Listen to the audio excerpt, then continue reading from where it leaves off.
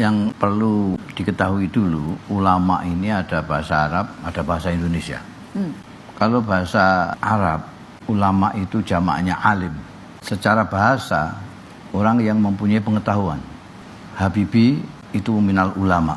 Jadi dia mempunyai pengetahuan. Tudung Lubis minal ulama. Einstein ulama. Galileo ulama. Karena memiliki pengetahuan.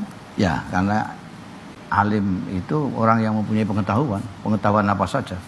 Jadi ulama dalam bahasa Indonesia itu jadi bukan jamak, tapi mufrad, perorangan. Lihat di Kamus Besar Bahasa Indonesia, itu ulama adalah seorang.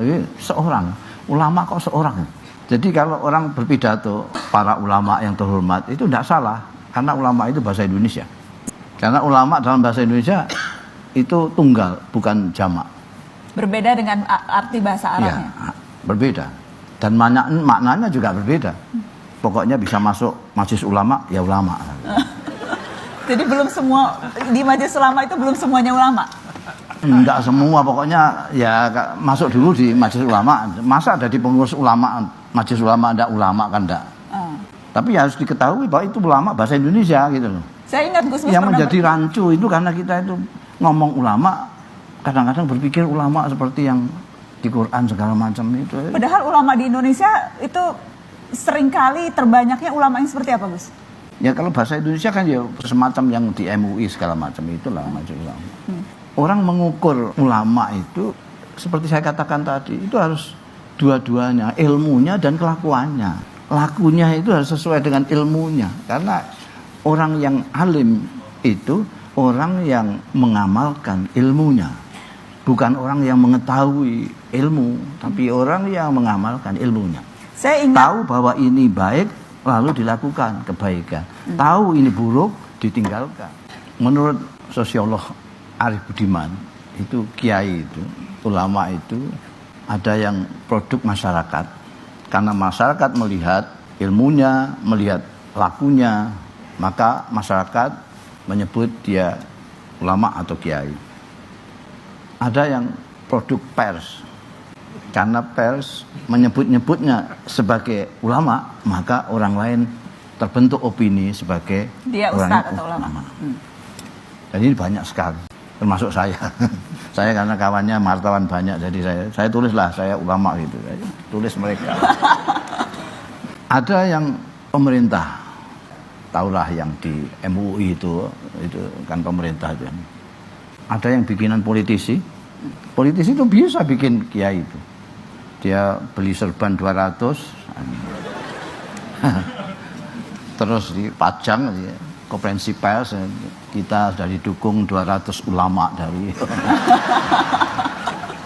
ada lagi yang bikinan sendiri, mengaku-ngaku sendiri, bikinan sendiri, produk sendiri lah, dan ini murah sekali ya. Peci haji itu paling 5.000 lah paling.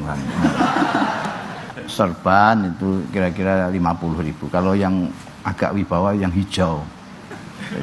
Kemudian menghafalkan kira-kira 3-4 ayat gitulah, yang pendek-pendek saja, yang biasa digunakan untuk umum itu. Bangsanya la in syakartum la azidannakum, bangsa begitu.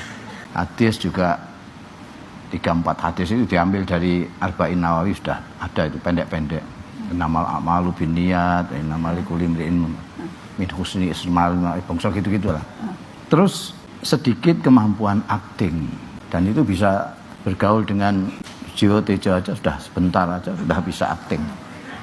Karena dia itu akting terus selamanya hidupnya.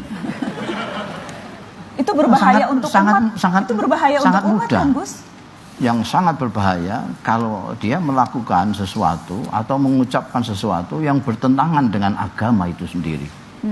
Misalnya menghalalkan fitnah, menghalalkan ujaran kebencian, mengadu domba, mengacaukan rumah sendiri, seperti saya katakan. Itu bahaya. Karena orang-orang awam taunya dia itu memang ustadz betul, kiai betul, ulama betul. Padahal menurut saya kiai, saya mempunyai definisi sendiri karena merujuk kepada Nabi. Karena mereka selalu mengatakan, jadi ulama itu disebutkan oleh Nabi warasatul anbiya. Ulama itu pewarisnya Nabi. Jadi harus nempel, apa bahasa Indonesianya nempel, harus nempel perilakunya Nabi. Mengikuti, niru. Ya ada sedikit mirip lah bagaimana gitu. Di dalam Quran pemberian Allah tentang Nabi itu yang paling menonjol dari perilaku Nabi sebagai pemimpin adalah azizun alaihi ma'anitum. Nabi itu tidak tahan melihat penderitaan umatnya. Maka saya mengatakan kiai itu karena ingin sama dengan Nabi, ingin meneruskan perjuangan Nabi, dia harus orang-orang yang duruna ilal ummah bi aini rahmah. Mereka yang melihat umat, melihat rakyat dengan mata kasih sayang. Pak Bima, wah saya terus dalil terus di sini. Nggak apa-apa Gus. Pak Bima rahmatin minallahi lintalahum. Anjing Nabi itu karena rahmat Allah itu lembut sekali. Seandainya Nabi Muhammad itu kasar, berangasan, tentu tidak ada orang yang dekat Rasulullah. Seperti yang sejarah catat, orang kepingin dekat semua dengan Rasulullah.